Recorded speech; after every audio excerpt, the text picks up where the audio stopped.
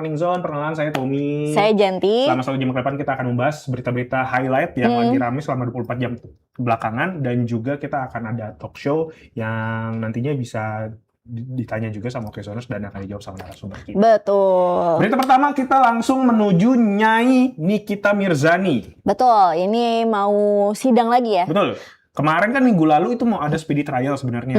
Cuma tiba-tiba para jaksa penuntut umum tidak hadir tanpa alasan yang jelas. Dan ini udah dijadwalin lagi. Sidangnya akan digelar pada 8 Juli 2026. Dan rencananya katanya Nikita Mirzani mau datengin 2 saksi nih Mas Tom. Betul. Ini kuasa hukum Nikita Mirzani, Usman Lawara, mengungkapkan 2 ahli yang dimaksud ini, yang jadi tadi yang disebut sama Janti ini adalah ahli pidana dan ahli hukum ITE. Tepatnya adalah ahli pidana TPPU ya, tindak pidana pencucian uang. Betul. Ini memang kan kasusnya dia berkaitan sama tindakan-tindakan tersebut ya Mas Tom ya. Ini mencurigai bahwa Reza Gladys ini adalah salah satu pihak yang diduga menurut Nikita Mirzani ini adalah pencucian uang. Gitu. Mungkin kalau Okezoners yang nggak tahu kasusnya, ini berawal dari kasus skincare ya. Betul. Mas Tom ya. Ini akhirnya Nikita Mirzani sebagai salah satu orang yang juga membocorkan atau memberitakan mengenai skincare yang dilakukan oleh Reza Gladys. Namun di satu sisi tim dari Reza Gladys ini menganggap seperti pencemaran nama baik. Betul. Dan juga ini sampai karena menginformasikannya di media sosial media ITE, dan juga sempat ada yang bilang katanya Reza Gladys ini diperas oleh Nikita Mirzani. Nah, inilah yang berbuntut panjang sampai akhirnya Nikita Mirzani ini menjalani proses hukum, udah diputuskan harus melakukan kurungan penjara selama beberapa waktu ya. Tapi dia kemudian mengajukan peninjauan kembali dan sidangnya akan dilakukan pada 8 Juli nanti. Dan menurut dari kuasa hukumnya Nikita Mirzani, Usman Lawara ini menyebut bahwa katanya di tanggal 8 Juli ini Nikita Mirzani tuh bener-bener pengen banget ikut persidangan. Hadir langsung ya gitu. Ya kita nantikan aja nih gimana niat Nikita Mirzani apakah bisa terlaksana di 8 Juli nanti. Betul. Ya Mas Tom. Nah, tapi ini statement yang disebut sama Usman Lawara ini, tim kuasa hukum mengajukan permohonan agar Nikita Mirzani diizinkan hadir di persidangan umum. Usman mengatakan permohonan ini dilakukan demi menjaga marwah pengadilan dan menjawab stigma negatif masyarakat mengenai transparansi proses hukum dari Nikita Mirzani. Dan ini memang ada peraturannya. Mahkamah Agung melalui SMA 4 nomor tahun 2016 menyebutkan kehadiran pemohon peninjau kembali ini bukan keharusan, namun secara filosofis yuridis berdasarkan putusan MK nomor 34 tahun 2013 kehadiran prinsipal sangatlah penting. Jadi bisa hadir, bisa enggak ya, dan ini masih bergantung nanti ya Mas Tom ya. Nah, tapi di sisi lain, ini apa lagi Mas Tom? Berita yang mengagetkan. Apa tuh? Ini kalau tadi kan ada sisi dari Nikita Mirzani. Betul. Nah, dari sisinya Reza Gladys ini kemarin menghubungi kembali pihak kepolisian. Ini katanya mereka punya materi yang katanya diduga suaranya mirip sama Nikita Mirzani. Suara apakah itu Mas Tom? Katanya diduga menyuap hakim. Ini katanya juga rekaman suara yang dimiliki oleh pihak Reza Gladys ini katanya sih isinya ada dugaan Nikita Mirzani mau menyuap hakim sebesar 4 miliar ya Mas? Betul. Ini dari pengacaranya Reza Gladys, Yoki Pranata ini bilang katanya di tingkat kasasi tapi tetap gagal. Nah, di audionya ini menyebut bahwa ini uang udah transfer tapi kok tetap gagal. Dan katanya di situ isinya ada rekaman suara Nikita Mirzani lagi marah-marah nih. Betul. Makanya pihak Reza Gladys datengin pihak kepolisian untuk minta perlindungan hukum katanya. Betul. Ya. Karena takutnya katanya ada intrik-intrik lah nantinya yang terjadi dalam persidangan gitu Mas Tom. Ya semoga ini sampai 8 Juli nanti sampai peninjauan kembali dilakukan. Ini semuanya benar-benar sudah saling memberikan materi sehingga nantinya yang terjadi saat lagi peninjauan kembali ini nggak ada yang bilang ini saya itu menyalahkan pihak ini. Betul. Ya, ini panas sekali memang, dan memang ini berlanjut sampai ke dokter detektif juga yang melaporkan Dr. Richard Lee dengan kurang lebih adalah kasus yang sama. Sama ya, betul. Ini memang skincare, dunia per skincare lagi ramai banget Okezoners. Kalau gitu kita pindah dulu, kita tinggalkan dulu dunia skincare ini, kita pindah ke berita selebritis yang lain. Ini masih panjang berita mengenai Ruben Onsu dan juga Sarwenda, mantan istrinya dan Betul. juga anak-anaknya dan Betul. juga kekasih Sarwenda yaitu Gio. Gio. Tapi kali ini ini bukan Pengacaranya. konflik, tapi ini lebih kepada dukungan atau apa yang diberikan, statement yang diberikan oleh kuasa hukum dari Ruben Onsu. Karena dari pihak Sarwenda ini sempat melaporkan adanya akun-akun yang membuat pencemaran nama baik dari Sarwenda. Betul, ternyata dari pihak Ruben Onsu ketika ditanya, ini gimana nih sikapnya setelah Sarwenda melakukan pelaporan untuk beberapa akun yang dianggap melakukan pencemaran nama baik, mereka bilang ya nggak masalah, itu adalah hak semua orang termasuk Sarwenda. Jadi dia di sini tidak memberikan statement yang terkesan ya jangan gitu dong. Tapi enggak, ini pihak dari Ruben Onsu menyerahkan sepenuhnya kepada Sarwenda karena itu dianggap sebagai hak ya Mas Tom. Benar, dan Minolas Bayang, ini kuasa hukum dari Ruben Onsu, bilang tidak ada yang salah apabila Sarwenda memilih membawa persoalan tersebut karena hukum. Namun terkait benar atau tidaknya pencemaran nama baik tersebut nantinya biarkan hukum yang menentukan. Betul. Di sini juga dijelaskan kalau dari pihak Ruben Onsu sendiri nggak ada nih, belum ada rencana untuk melakukan pelaporan terkait kasus yang lagi ramai antara pihak Ruben Onsu dengan Sarwenda gitu. Nah, terkait juga tentang pelaporan nama baik, ini juga bukan hanya Sarwenda yang melakukan pelaporan. Apa tuh? Ini kemarin juga sempat ada isu beredar, Asila Maisa, anaknya dari Ramzi, ini sempat ada rumor yang bilang katanya menjadi orang ketiga di antara Rizky Bilar dan juga Lesti Kejora. Wah, ini rame ya di media sosial ya. Dan ternyata dari pihak Rizky Bilarnya ini nggak tinggal diam ya. Mereka melakukan pelaporan ini karena dianggap sudah sebagai fitnah dan pencemaran nama baik ke pihak kepolisian untuk menindaklanjuti akun-akun yang membuat berita-berita seperti itu. Betul. Dan Ramzi juga memberikan statement dan memberikan dukungan kepada Rizky Bilar. Katanya sih statementnya gini kurang lebih. Ya sudahlah, sudah waktunya itu Bilar melaporkan itu. Tapi ketika ditanya, terus dia bilang kalau media sosial ini memang kadang bisa jadi tempat sampah ketika memang ada ujaran-ujaran yang itu berujung fitnah, terus ujaran kebencian, tapi bisa juga tetap jadi tempat yang positif. Semua bergantung ya Mas Tom ya. Dan ketika ditanyain sama para awak media ya, ketika ditanya Ramzi mau juga ngelaporin nggak ke pihak polisian, dia bilang ntar juga ujung-ujungnya cuma minta maaf. Betul. Jadi dia ngikutin Rizky Bilar aja. Ya, mendukung Rizky Bilar aja ya. Betul. Langkah hukum yang dilakukan Rizky Bilar. Kita berpindah ke informasi lainnya nih. Ada video viral. Ini yang ditangkap oleh seorang jurnalis senior dari Okezone juga, dibuatkan kontennya. Ini kok bisa dapat video viral seperti ini? Bukan media sosial dong, gitu. Jadi informasinya tentang apa nih yang viral? Ini jadi ada tukang es krim yang nggak biasa nih. Kenapa? Kalau tukang es krim biasa jualan gimana sih? Dorong gerobak atau nggak sepeda. Paling kalau buat memikat pembeli pakai kerencing atau nggak pukulan tong gitu kan. Iya benar. Kalau ini enggak, dia jualannya pakai sepatu roda. Maksudnya di dalam kon es krimnya ada sepatu rodanya? Enggak. Penjualnya yang berjualan sambil pakai sepatu roda. Loh. Jalan-jalan dengan sepatu roda. Nah ini, karena lagi rame demam rollerblade. Jadilah ini video kemudian viral. Loh, ini abangnya mana jualannya nih, dagangannya nih? Itu ditinggal dulu. Dia emang kayaknya 80% atraksi, unjuk kebolehan, 20%-nya baru jualan es krim kayaknya. Es krim puter. Kalau netizen bilang es krim puter, abangnya yang muter. Es krimnya diem doang, Es krimnya diem doang. Muter. Benar. Gitu.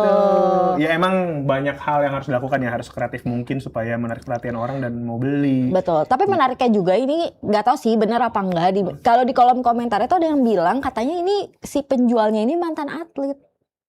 Atlet sepatu roda, nggak tahu sih tapi ya benar atau enggaknya. Tapi kalau ini sampai benar, sebuah kemirisan ya. Iya, ini sebenarnya video yang viral ini sebenarnya mungkin bisa jadi juga menyindir ya, karena kan atlet yang sudah membanggakan, yang sudah berjuang demi nama baik Indonesia mungkin ya.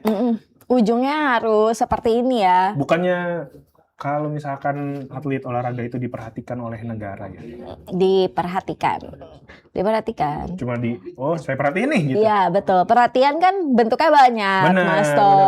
Benar. Bukan lewat perhatian doang. Ya gitu. Kalau semisal benar, semoga ini Pemda setempat bisa melaporkan kepada pihak-pihak terkait, Betul. sehingga akhirnya diperhatikan juga oleh negara dan benar-benar ada tindakan yang diberikan kepada negara. Kita juga ingat dulu sempat ada seorang kiper timnas Indonesia Yang harus akhirnya berjualan juga online. betul, demi menyambung hidupnya Betul. ya. Dan beberapa kasus juga atlet juga harus menjual semua yang dimiliki Betul. karena mengidap penyakit tertentu untuk biaya pengobatan. Ini miris banget Iya. sih Mas Tom Dan ngeliat hal kayak gini. Betul, dengan adanya media sosial ini akhirnya juga mendapatkan pihak terkait juga mungkin mendapatkan informasi, dan juga orang lain juga bisa mendesak kepada pihak terkait ini juga supaya mendapatkan perhatian dan atensi lebih. Betul. Ini menariknya juga, setiap ada yang beli, pasti pembelinya tuh otomatis ngomong, udah siap belum? Betul. Ini emang demam banget ya, demam rollerblade. Benar. Janti sendiri bisa nggak pakai sepatu Nggak roda? bisa. Nggak bisa? Pakainya bisa, Oh, nggak maininnya nggak bisa. Kan tinggal di... Iya, tapi kan kalau di kakinya nggak bisa digini-gini ya. Oh, iya. Mas Tom katanya jago banget ya? Dulu sempet daftar jadi atlet. Serius? Iya, cuma pas lagi daftar kan ditanyain udah berapa lama nih pakai sepatu roda. Oh, belum nih, masih ditenteng, belum dipakai. Terus dia bilang, Mas serius nih. Mhm. Kan Mas mau daftar Betul, jadi atlet. betul. Mas udah berapa lama bisa pakai sepatu roda, maksud pertanyaan saya. Oh, kalau pakai doang mah bisa nih. Tuh. Bisa diangkat gitu, Terus dibilang, satu kaki. Mas ini antreannya panjang loh di belakang. Hmm. Mas pikir saya nggak bisa ngelihat ya antriannya panjang, gimana sih? Emang kalau daftar atlet kayak gitu ya? Iya. Datang, daftar. Daftar, Saya iya. mau jadi atlet Mas, ada gitu. Iya kayak gitu. Oh. Orang daftar jadi presiden juga kan daftar ke KPU. Saya mau daftar bersama pasangan saya jadi wakil presiden. Masa jadi atlet nggak daftar? Daftar ojol nih, datang ke daftar. Benar Ada sih. yang salah? Benar. Biasa kalau jadi atlet ada jenjangnya gitu. Oh, Kan semua nggak daftar. sebenarnya kan semua harus ada jenjangnya kan Mas Tom. Nggak Terus bisa gimana dari kalau misalnya ada orang yang benar-benar jago, nggak pernah kelihatan sama talent scouting, terus dia memiliki keahlian, bisa tetap lewat jenjang, ada ikut kompetisi, nggak bisa dari asisten langsung jadi komisaris. asisten apa nih maksudnya? Ya kita lanjut Mas Tom, mending kita berbagi tips Asisten- nih. Asistennya cupang yang lagi sekolah. Kita berbagi tips saja Oh, nih iya. mending nih. Iya. Ya mungkin ada penjual-penjual lain yang unik-unik ya. Yang akan menjadi komisaris juga? Ya bisa jadi, kan nggak menutup kemungkinan. Sekarang komisaris bisa diberikan ke semuanya. Yang bisa, yang memang kayaknya Yang ikut mampu. demo. Gitu. Menjadi komisaris muda. Iya, bisa kan? Iya. Betul. Lanjut, kita ke informasi tadi. Nah. Katanya Mbak Janti punya ada tips nih. Nah, ini katanya Mas Tommy kan hobi makan telur rebus setiap pagi. Sehat banget. Oke, Zoners. Kalau gue nih jarang banget sarapan. Kalau Mas Tommy ini kalau Oke Zoners tahu, setiap pagi tuh selalu sarapan. Dan bahkan kalau sebelum mulai morning zone, atau mungkin kalau lagi morning zone tiba-tiba ada bungkus-bungkus di sebelah sana, itu adalah hasil Itu sarapan Mas Tommy. Bukan. Jadi memang ini ada informasi dari Okezone juga yang kebetulan beberapa kali gue juga pernah melakukan ini. Ini sarapan telur rebus. Ini ada beberapa hal yang menyebabkan kenapa orang tuh suka konsumsi telur rebus untuk sebagai sarapan, tapi mungkin juga ini bisa menjadi informasi juga buat Okezoners yang mungkin selama ini gimana ya caranya nyari sarapan yang simple, praktis, sehat, bisa bertahan lama gitu ya. Karena telur rebus ini bisa bertahan kurang lebih 24 jam. Betul. Walaupun sudah direbus. Jadi ini kita akan mengulas manfaat dari telur rebus untuk kesehatan tubuh. Yang pertama adalah menjadi menu sarapan yang praktis seperti yang udah dibilang Mas Tommy. Jadi telur rebus cocok untuk jadi menu sarapan yang simpel dan satset. Terlebih sekarang kamu bisa beli telur secara online cuma dalam waktu 1 jam gitu. Padahal kalau belinya nggak online juga nggak nyampe 1 jam. Iya bener sih, ke warung nggak? Iya, Ya tapi mungkin sekarang sudah banyak online shop, aplikasi apapun yang membantu membelikan kita telur. Mungkin masih di jalan nih, pesan dulu. Jadi sampai rumah udah sampai, nggak perlu mampir ke warung lagi gitu. Dan biasanya bikin telur rebus itu nggak lama dan nggak butuh terus-menerus menggunakan api besar. Biasanya nih gue kalau misalkan pagi baru bangun tidur, sebelum mandi, gue udah siapin tuh. Karena saya kebutuhan makannya banyak ya. Jadi saya membawa 3-4 telur. Dari rumah udah ada telur rebus. Enggak, jadi pagi-pagi sebelum mandi itu ngerebus dulu tuh 4 biji. Nyalain api ringan aja kecil, Iya, betul. api kecil, kelar mandi, udah bisa langsung diangkat. Tapi tetap jajan sarapan. Kalau lagi nggak bawa telur rebus, Oh, kalau pantesan. nggak jajan. Nah, kenapa kalau misalkan makan telur rebus itu dibilang simple, satset, dan banyak orang yang memilih untuk makan telur rebus sebagai sarapannya? Karena telur rebus ini memiliki kandungan protein yang tinggi, membuat tubuh itu merasa kenyang lebih lama. Oh iya ya, jadi buat ke makan siang nggak perlu nyemil-nyemil lain lagi ya, Mas Tom ya. Karena kan kadang-kadang ada orang misalnya sebelum berangkat kerja sarapan dulu di rumah, makan nasi, makan lauk gitu segala macam. Nyampe di kantor jam 9, jam 10 beli cemilan. Betul. Itu ya, menarik ya. Ya, jadi telur rebus ini misal kalau mau makan dulu di rumah 2 biji, habis itu di kantor baru habis itu makan 2 biji lagi. Nah, itu bisa kenyang lebih lama. Bahkan kadang-kadang untuk orang-orang yang harus meeting di jam makan siang, setelah dia makan telur rebus itu dia nggak harus kelaparan dan mengganggu jadwal meeting siangnya itu. Betul. Selain tadi yang udah dibilang Mas Tom, itu bisa bikin kenyang lebih lama dan juga praktis ya. Ini juga bisa mendukung fokus saat bekerja karena kan kenyang lebih lama tadi kan Mas Tom. Jadi bisa bikin nih kalau makanya Mas Tom itu kalau selesai morning zone dia ngedit tuh paling 2 jam kemudian udah pulang. Enggak dong. Oh enggak ya? Enggak dong. Kan saya jadwal jam kerja sampai jam 4 sore. Kayaknya abis makan siang udah nggak kelihatan deh seringnya deh. Lah kan emang kadang-kadang tuh orang tuh bisa menghilang. Orang bisa menghilang, terus abis itu janji nih waktu lagi kampanye, pas udah jadi hilang. Pantes pas live reaction kemarin juga tiba-tiba tring muncul. Itu emang belajar kan dulu waktu kecil sering belajar nonton dari Naruto, ada jurus-jurusnya, bisa menghilang. Tiba-tiba memperbanyak datang diri. lagi, betul. Nah, habis itu, karena memang ini kandungan proteinnya cukup tinggi dari telur ini juga bisa membantu memberikan suplemen atau memenuhi kebutuhan protein dalam tubuh. Betul, Tuh. ini juga termasuk menjaga massa otot ya. Betul. Jadi kalau misalkan Coba liatin dulu dong ototnya dong. Nih itu.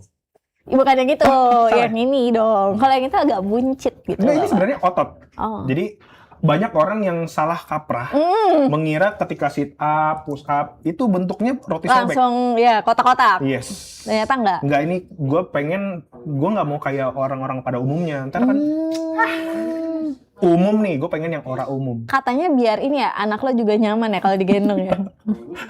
Salah satunya iya. Ya kan bener kan? Katanya udah bisa ini, nggak usah pakai apa yang gendongan ada tempat duduk langsung taruh situ. Duduk pun nggak perlu diginiin, Ya kan, udah bener kan? nempel di sini.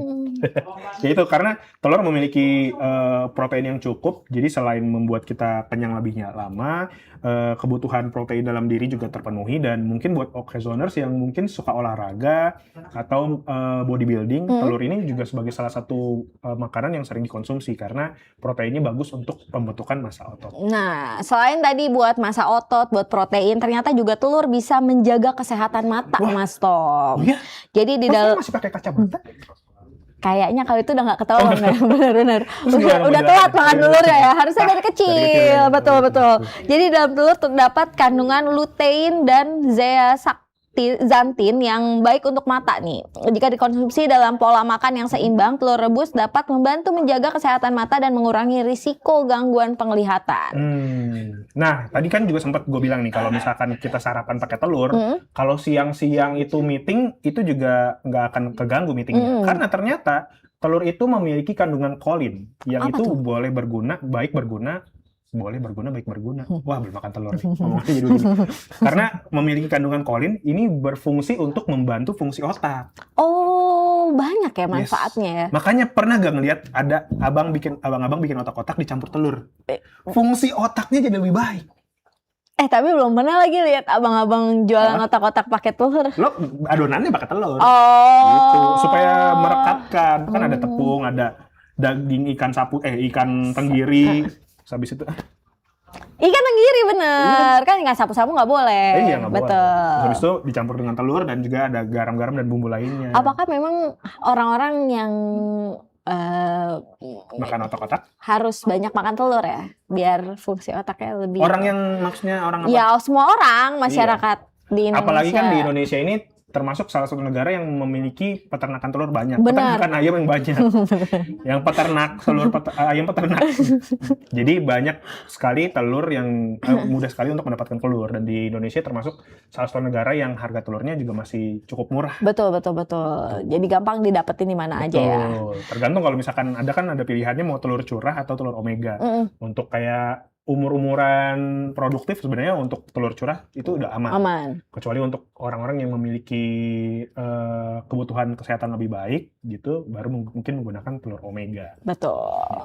Nah ini yang terakhir adalah mengontrol berat badan. Jadi telur rebus mengandung protein dan lemak yang dapat membuat perut terasa kenyang lebih lama. Dengan begitu kamu bisa lebih mudah mengontrol nafsu makan dan menjaga porsi makan agar berat badan tetap ideal. Nah, itu dia tuh. Karena tadi yang dibilang kan bikin kenyang lebih lama gitu kan. Jadi nggak gampang craving untuk makan lagi. Dan kan kandungan gulanya hampir tidak ada di telur itu. Betul. Gitu, jadi... Tapi kalau zaman dulu tuh sering diginin jangan makan telur mulu nanti bisulan. Nah. Itu karena protein yang tidak terbakar itu kan tersimpan kan. Jadi memang ada baiknya semua makanan yang kita makan konsumsi, mau itu gula, mau itu tepung, mau itu karbohidrat, mau itu protein, apalagi ya asin-asinan, semuanya kalau badan kita nggak bergerak itu nggak akan berfungsi dengan baik. Jadi harus diseimbangi ya dengan olahraga. Tapi padahal anak-anak itu kan aktif banget ya Bun. Anak-anak iya. Iya, tapi mereka jadi bisulan. Oh, itu karena ini tubuhnya masih mengenali. Oh iya benar. Gitu. Karena kan anak-anak tuh kebutuhan nutrisinya nggak sebesar orang normal dewasa kan, yang mungkin contoh dalam satu hari itu orang dewasa itu cuma bisa mengonsumsi misal 120 gram gula gitu. Nah, anak kecil butuhnya lebih sedikit. Kalau nggak ntar sugar rush ya. Benar, protein juga ada kandungannya yang semisal orang dewasa cuma butuh segini, anak kecil mungkin kandungannya berbeda. Betul. Gitu. Gak sempat baca? Dengerin aja. Klik icon text to speech, gak pakai ribet di okezone.com.